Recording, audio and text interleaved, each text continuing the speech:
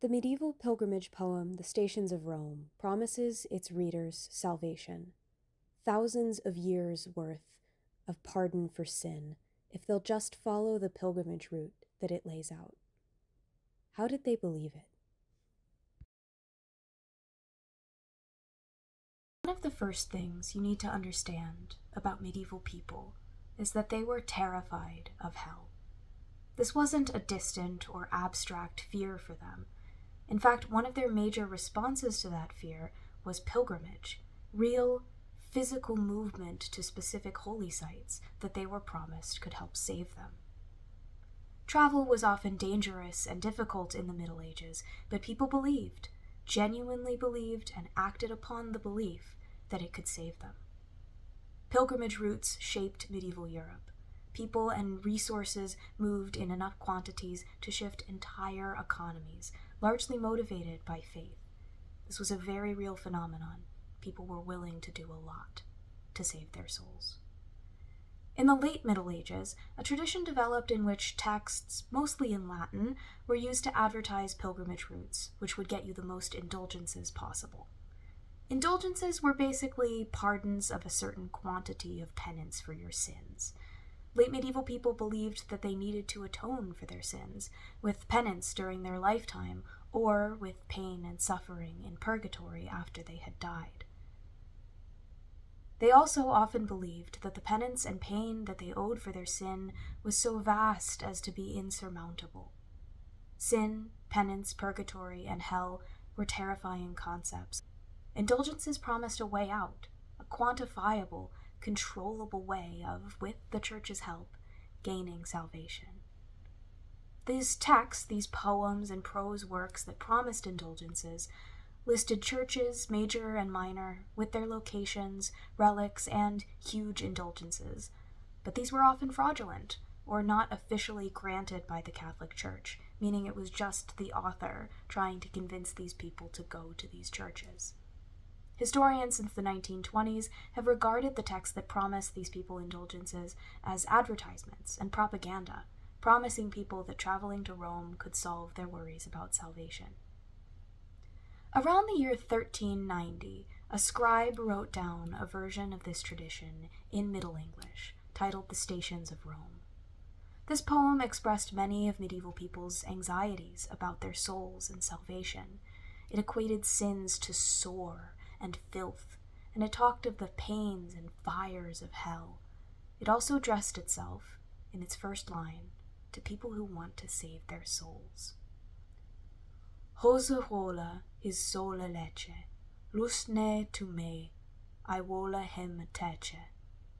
Pardon, this is thy soul bote, at greater Roma, there is the rote. Pardon, a word in French it is, forgiveness of thy sins iwis. In the summer of 2023, I went on pilgrimage. I followed an itinerary loosely based on the sequence of churches described in the poem whose opening I just read, visiting the churches that the poem named and described with something other than the indulgences available there and whose modern locations I could plausibly identify. I deviated from my original itinerary several times for reasons of practicality, including pre-planned visits to certain sites with other participants in my college program at the time, and sites being closed altogether or closed to visitors during the Mass. A lot of the churches on my route no longer look like they did when the poem was written.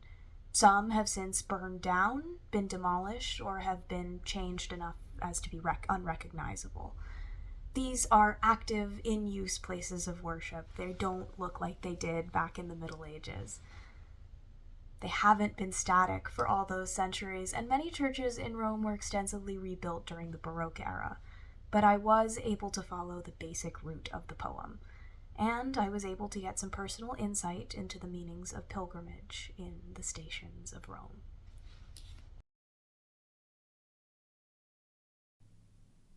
The walk to the Basilica of San Paolo fuori le mura. I'm starting from the Trastevere-Monteverde area in an actually similar route to that from St. Peter's, which is the first church in the poem and the one I would have come from had I followed it to the letter. I've been walking consistently for a few days now. My feet are already tired and my legs hurt. Obvious anachronisms of my pilgrimage include walking being defined by interactions with cars, easy navigation via GPS, whereas the poem just gives rough distances, a big, easy-to-navigate central street. There are shops along the way with tempting sights and smells. It is a lovely, sunny, breezy day, and I'm relatively cool. The walk was pleasant. The weight of my water bottle is swinging and hitting my bag and leg. That rhythm might be a shared experience with medieval pilgrims, who often carried water bottles as well. My feet hurt less than expected. Walking is social. It involves seeing, being seen, avoiding confrontations. We, as travelers, in the 21st century, were warned by our university program about the risk of theft or scams, as pilgrims often were in the Middle Ages. For me, the approach to the Basilica of San Paolo fuori le mura started on the bridge over the Tiber. The facade was blazing over the tree line. I audibly gasped as I caught sight of it, just as I was wondering why the church was so close on my map and how I could find it. The rest of the way I could navigate by the views I periodically got of it.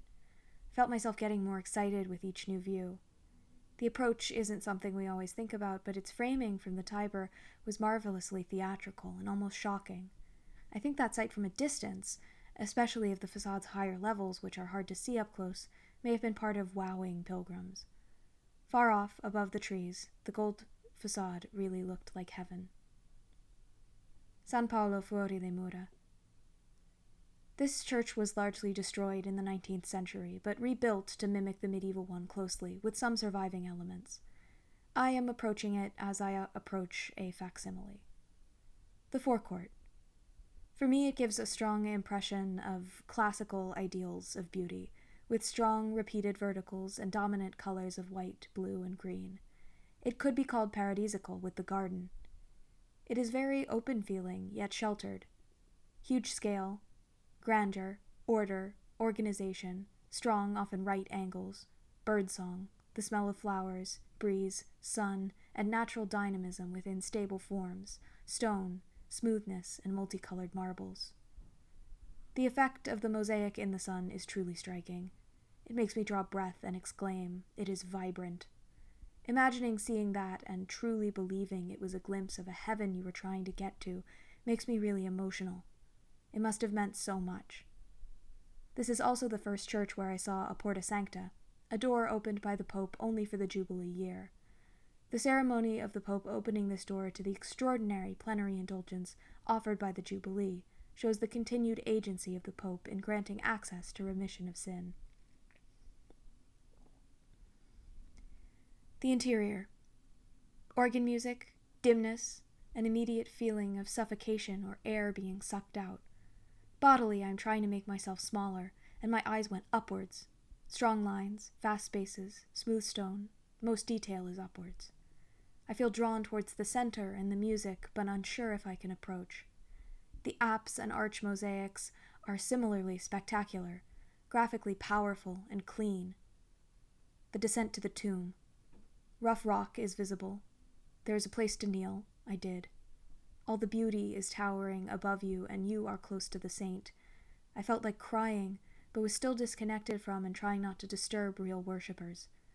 The chapels are smaller, quieter, stiller.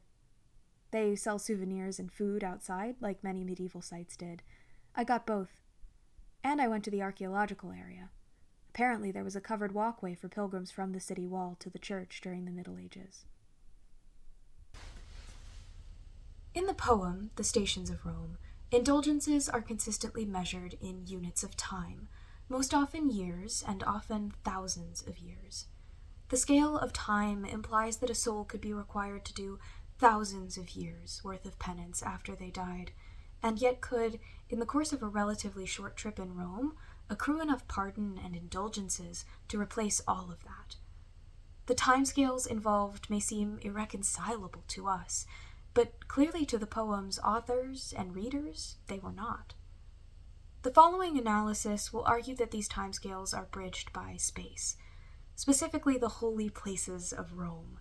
By engaging with the poem's treatment of time and space, by identifying the distinct mundane and holy timescales and significant spaces present in the poem, and by exploring the ways in which these spaces and times overlap to connect pilgrims and indulgences, this video will attempt to construct a logic of pilgrimage and its salvific power that lends coherence to the endeavor of traveling the mundane world, seeking the divine. The context and purposes of the Stations of Rome. In scholarship on the Stations of Rome, there are two main schools of thought. One, that it was intended as an advertisement of Rome over other pilgrimage centers, and two, that it was intended for use in virtual or imaginative pilgrimage, basically a pilgrimage that involves meditation instead of physical travel. The former is a more conventional and older view, based on a fairly straightforward reading of the text and its contents. This was the view held by Frederick Verneval, who edited versions of the text in 1866 and 1867. In 1923, J.R. Hulbert also asserted that the poem was part of, quote, organized propaganda to attract pilgrims to Rome, and that the paucity of similar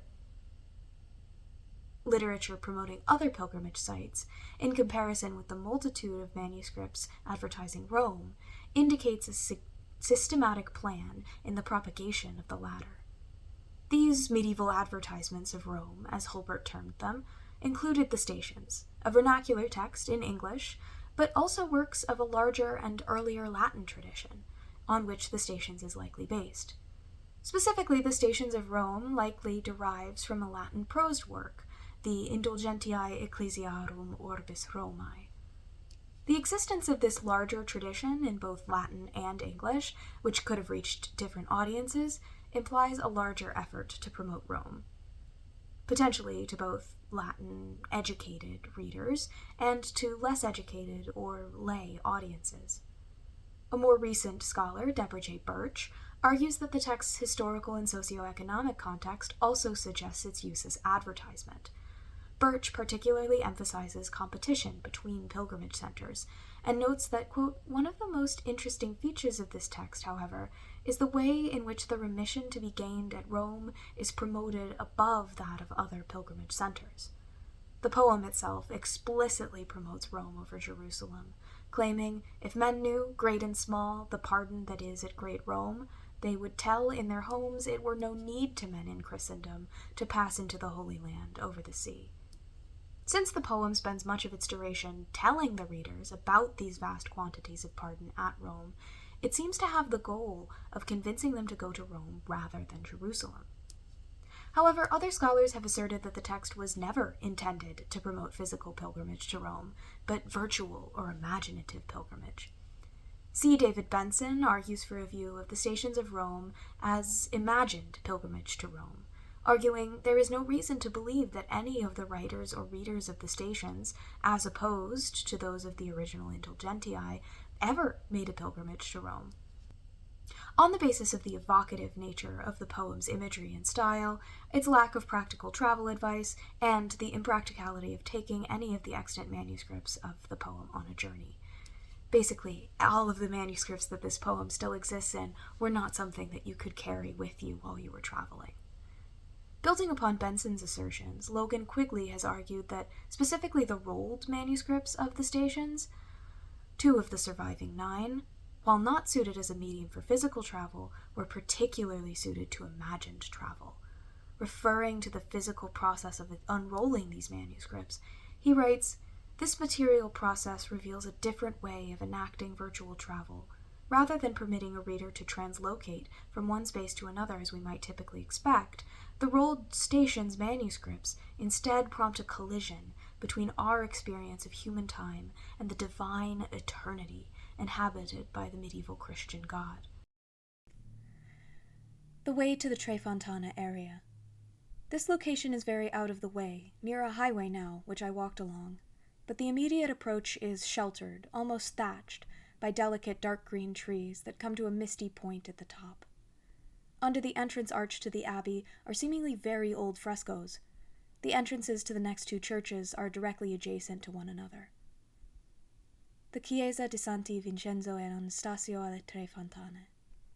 It is silent, brick, thick, monumental, old, damp smell, open timber ceiling, stone/brick walls, round arches and crossed vaults, paintings on pillars, mostly clear glass but some stained, only small windows. Many spaces are reserved to pray. I feel less awe, more intimacy.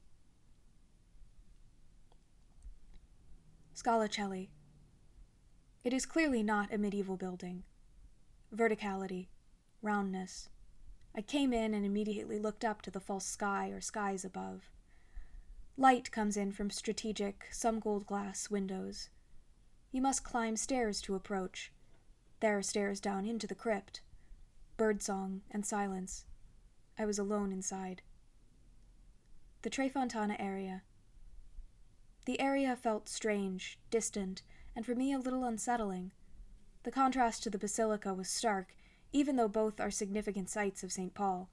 It sort of feels to me like the competition for pilgrims or tourists is ongoing, and the Tre Fontane area isn't doing as well as some other sites in Rome. It was deeply strange to be the only person in the church where legend has it that St. Paul himself was beheaded. Here is what the Stations of Rome has to say about this abbey in the 14th century. Her meye way, not longe be, to Saint Anastase moste way.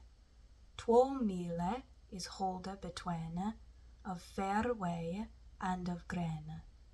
Uche day, if thou wilt crave, 7,000 year there may thou have.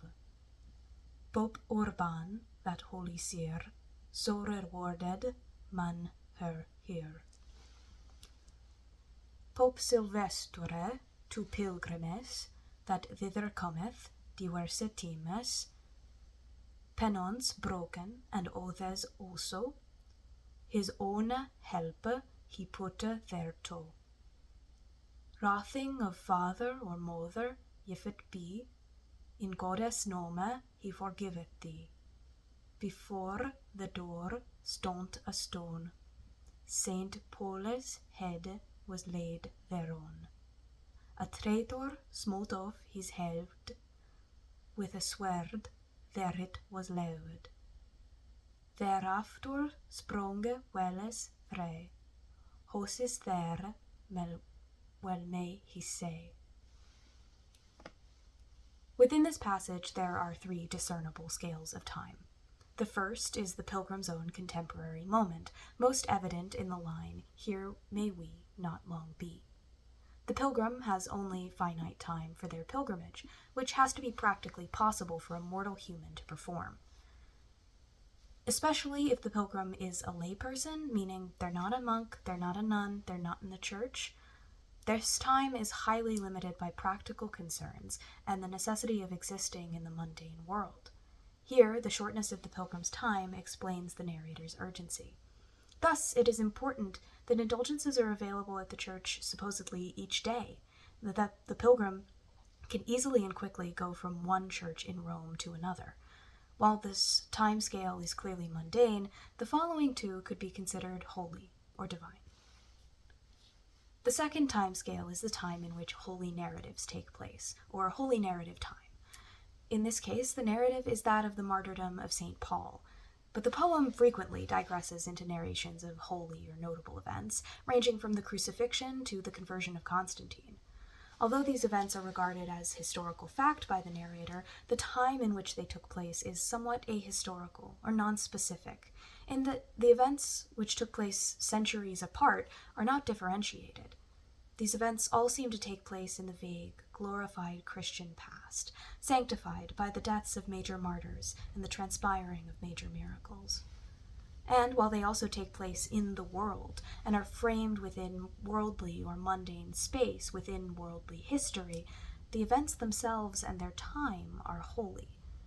The third timescale is the timescale of the indulgences. Here, 7,000 years are offered.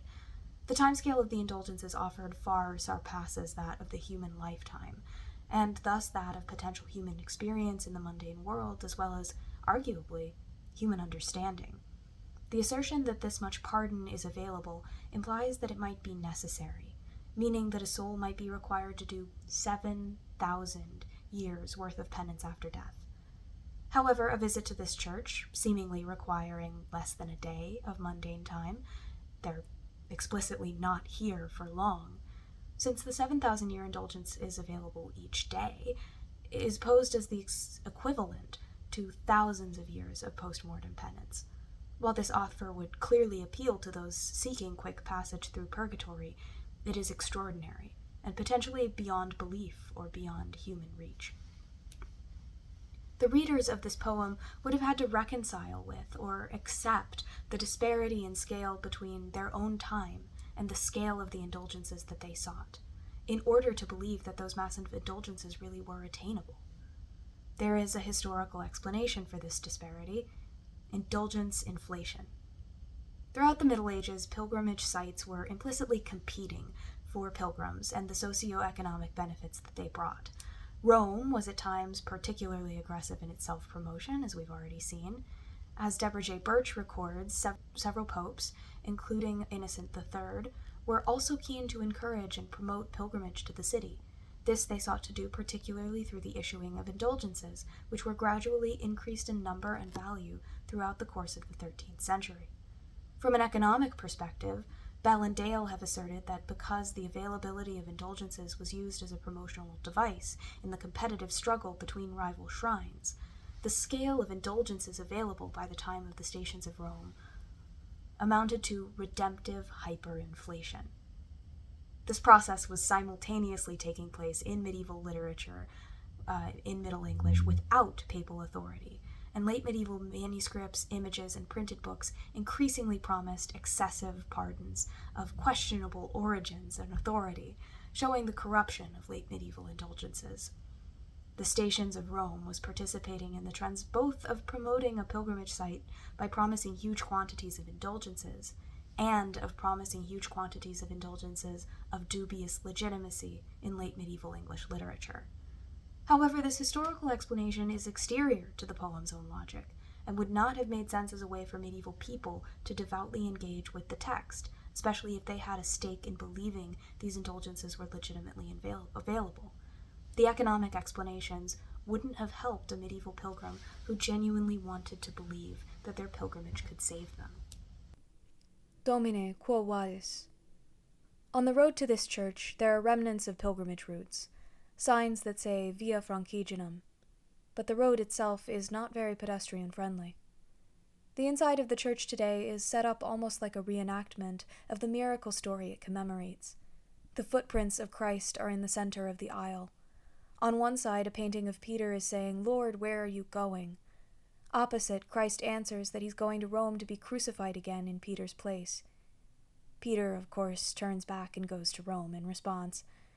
It was like walking into the story which is told in the poem.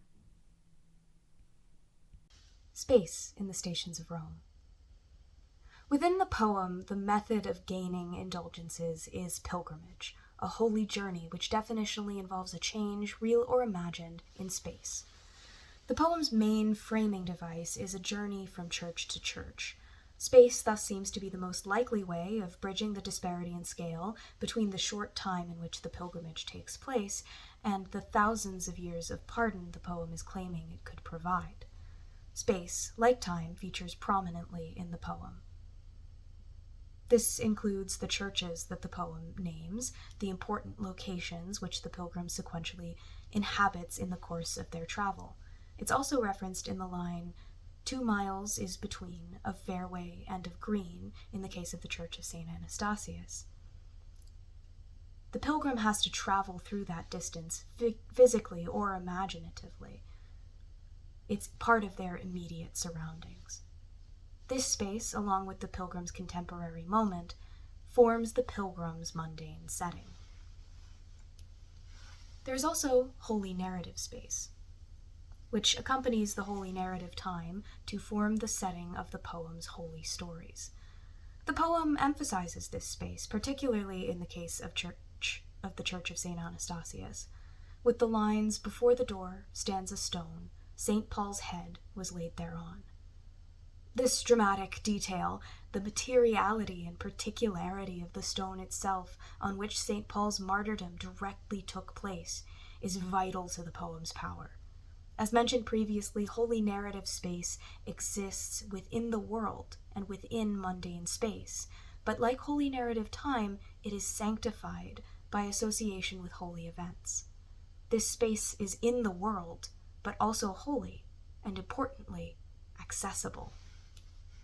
In this instance, the pilgrim's immediate space is identical to the holy narrative space, the pilgrim's own mundane space being identical to that of the setting for miraculous or holy events, could connect the brief, mundane time of the pilgrim to the similarly holy time of indulgences. It is through pilgrimage, a change in space, that the pilgrim seeks salvation, and it is through the space that they inhabit that the pilgrim is connected to the seemingly inaccessible and unfathomable divine timescale. The pilgrim is only able to gain 7,000 years of pardon each day because they are there at the Church of St. Anastasius, a specific site whose direct association with holy events may bridge the gap between the mundane and the divine. The pilgrim's mundane setting shares a component with a holy setting, holy space, and by implication the pilgrim could also share in the other component, holy time. The Sancta Sanctorum and the Lateran. The Sancta Sanctorum, or Holy of Holies, is one of the most well-preserved parts of the Lateran complex from the Middle Ages. I climbed the Scala Sancta on my hands and knees. This is a relic in and of itself, the Holy Stairs, according to legend, the stairs that Christ climbed to meet with Pontius Pilate before he was crucified. The church doesn't allow you to climb them unless you're on your knees.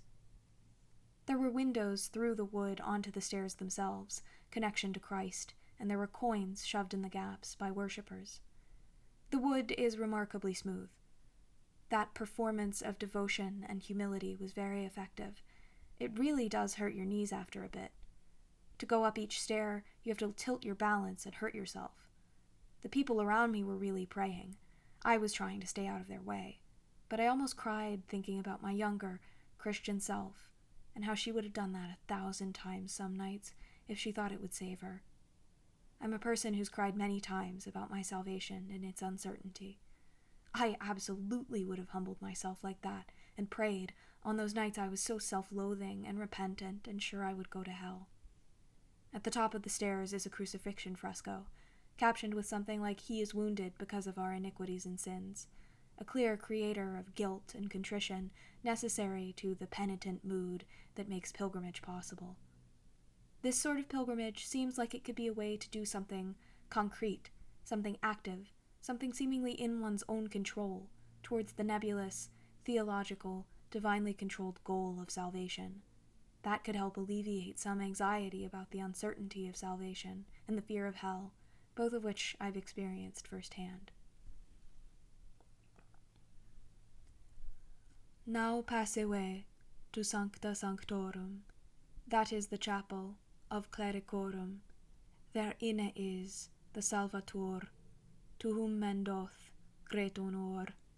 The watch was sent to our Lady, when hell was in earth us be, from his Son that is above, after the time of his ascension.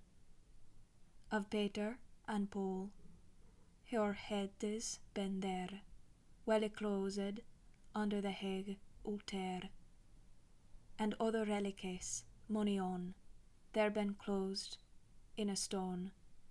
Hos is there, Pope of Rome, the case with him he hath enom, that no man may him there seo, but he himself present beo. In that chapel, if thou wilt crave, plena remission thou might have. Beyond is the Sancta Sanctorum, with the Acaropeda. This is an icon or image of Christ. Its name means not made by human hands. There are many legends about this image, but the poem states that it was sent from heaven to the Virgin Mary after Jesus ascended to heaven.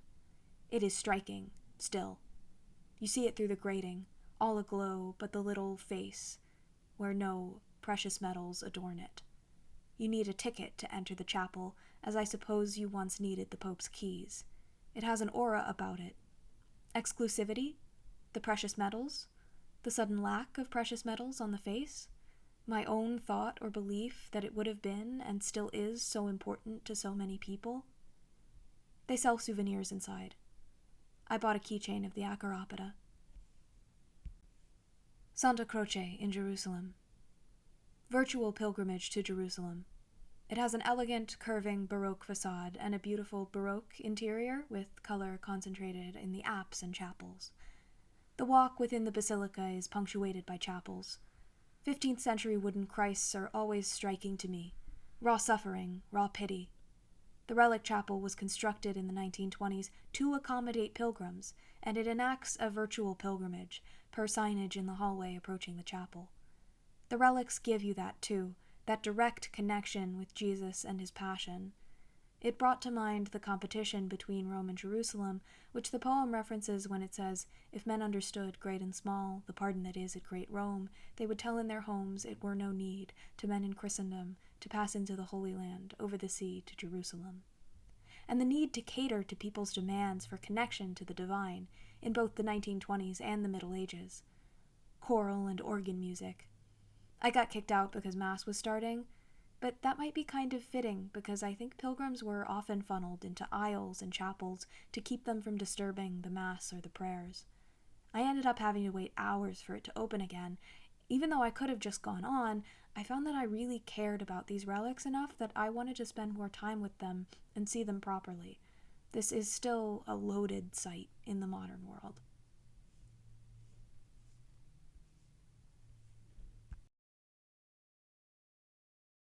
Elsewhere in the text, the spatial connection to the divine is less direct.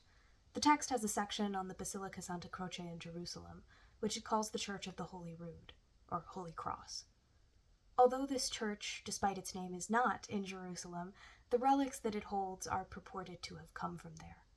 The enumeration of its relics of the Passion, the sponge of gall, a nail used to crucify Christ, part of the cross used to crucify the repentant thief alongside him, and the title, reading Jesus of Nazareth, King of the Jews, spatially connect it to Jerusalem, albeit by proxy. This spatial link and the provenance of the relics are emphasized by the linking of the church to St. Helen and her legend of miraculously finding the relics in the Holy Land. These relics also connect to the scripture and to the biblical account of the Passion, a link the poem emphasizes by using Latin, the language of the Vulgate of the Bible at the time, when it quotes Jesus saying "Siscio," or "I thirst," before he was offered that very sponge. The saintly provenance and biblical pedigree provide a spatial connection to Jerusalem and a direct connection to the Passion narrative. This ties into the poem's assertion that it were no need to men in Christendom to pass into the Holy Land over the sea to Jerusalem. Even if the whole Stations of Rome is not an example of virtual pilgrimage, Santa Croce certainly is. Other spatial connections in the poem are arguably more direct, like the spatial connection to the relics of the saints still within the church. The pilgrim shares both space and time with them, since the saints were considered to be meaningfully and currently present with their relics. Saints were thought to be present both in heaven with God and with their relics back on earth, allowing pilgrims to access the divine spatially. The poem emphasizes the presence of martyrs' bones many times throughout, including in the passage on the Scala Coeli directly next to St. Anastasius, which states, "Many is that holy bone that under the high altar is placed, 10,000 martyrs with honor." These relics are vital to the poem. As Benson asserts, the ancient Roman objects at the center of the Stations of Rome are the bodies of saints and other holy relics. The holy saints in their shrines were regarded as a direct conduit between God and sinners. Indeed, these saints could be considered the direct source of the desired indulgences, as the saints, and preeminently Christ by his passion, had built up a superabundance of merit before God, which the Church could direct to other causes, a theory which allowed the hierarchs, primarily the Pope, to distribute indulgences which remitted the pains to be incurred after death. Notably, The inflated scale of the 10,000 martyrs is commensurate with the inflated scale of the 1,000-year indulgences. Santa Maria in Trastevere. This is a culmination of all my experiences of light, mosaics, and otherworldly effects. The exterior is already somewhat dissolved to symbolic representations with frescoes and mosaics, making it sort of seem part of a heavenly realm, or its entrance from the start. Upon entering, the apse mosaic literally stopped me in my tracks. I've used the word glowing too lightly before. The light here is perfect golden, full, soft, raking, and not artificial, though I think the window glass may be tinted gold. If this is a way medieval people could have seen these mosaics, it is spectacular. It does not look like something you could find on Earth. Light does not interact with it like it does with Earth. It really, truly evokes the heaven that pilgrims would be seeking by seeking indulgences, a preview, a glimpse, and perhaps, rhetorically, a proof that it is real and one day attainable. The poem seemingly emphasizes ridding oneself of sin and its pains more than reaching heaven, while in the churches, reaching and visualizing heaven often seemed like the main focus. Side notes. The floor is cosmatesque.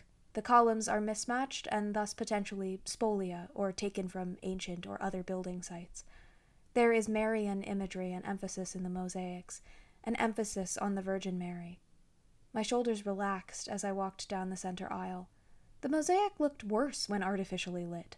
The soft, saturated, raking light over the rich gold tesserae the first time I was in this church was the best light effect I saw, even though I visited this church a few more times. I can imagine a person seeing something like this, and it being like truly seeing heaven. Even to me, a person who hasn't been religious in years, the sacred space depicted in the mosaics seemed incredibly immediate, real, and meaningfully separate from the mundane world. I can imagine traveling for miles to see this, especially if one truly believed in what it depicted, and I can imagine seeing this and believing in its content with the same certainty that comes with seeing something with one's own eyes, and, therefore, interacting with heaven as if it was exactly that real and attainable, traveling to reach it, prioritizing indulgences, and using concrete resources and risking life and limb on pilgrimage. With the meanings generated by these sites' combinations of relics, art, stories, and locations, and the poem's promises of salvation, I can now much more vividly imagine huge numbers of people demanding, in very concrete and historically transformative ways, to experience these sites and gain their very real and immediate feeling, spiritual benefits. Conclusion. Belief in the power of place-based pilgrimage is not universal. In the early modern era, after the medieval era, Thomas More, in his dialogue concerning heresies, felt the need to argue against the idea that there should seem no necessity for Christian folk to resort to any churches, but that all were one to pray thence or there, which does not accord with place-based pilgrimage and seems to hint at direct opposition to the travel to a sequence of churches seen in the Stations of Rome. Condemnation of place-based pilgrimage does accord with Christian doctrine dating from late antiquity that God is omnipresent. However, the power of space to connect pilgrims logically and emotionally to the means of salvation may have made texts like the Stations of Rome and Journeys to Faraway Places seem coherent and meaningful as a response to the vicissitudes and anxieties of sin, salvation, and purgatory. Both hell and purgatory were concretely frightening prospects for medieval people, and the indulgence inflation and claims of 1,000-year indulgences implied that their punishment could last millennia, if not forever in hell. No human being could be certain when they would die or where they were going after death, or how much penance would be required of them in purgatory. These divine matters, with their unfathomable and inhuman scale, could have seemed far outside of any human's control. However, medieval people could somewhat control the space that they inhabited, and could embark on pilgrimages, real or imagined, as the church in Rome was likely far easier to imagine than divinity itself, that promised to bridge the gap between the mundane and the holy. In the Stations of Rome, spaces, the pilgrim's mundane space, the saint's holy space, holy narrative space, and times, the pilgrim's mundane time, holy narrative time, and the divine and massive time of indulgences, could overlap to create a series of connections from a pilgrim's own spaces to the divine temporal indulgences that they seek. This may illuminate how medieval people thought about the inner workings and mechanics of pilgrimage. Being spatially connected to something divine could, logically and emotionally, make pardon and salvation, even of a huge temporal scale, seem more tangibly in reach. Space appears as a tangible element within the reader's own control, capable of connecting them to the far more distant and daunting divine elements that they ultimately seek. Such connection is possible, theoretically, because these divine elements are measured in time and space can overlap. This may illuminate why space, and pilgrimages as changes of space, had such an important role in connecting medieval people to the divine.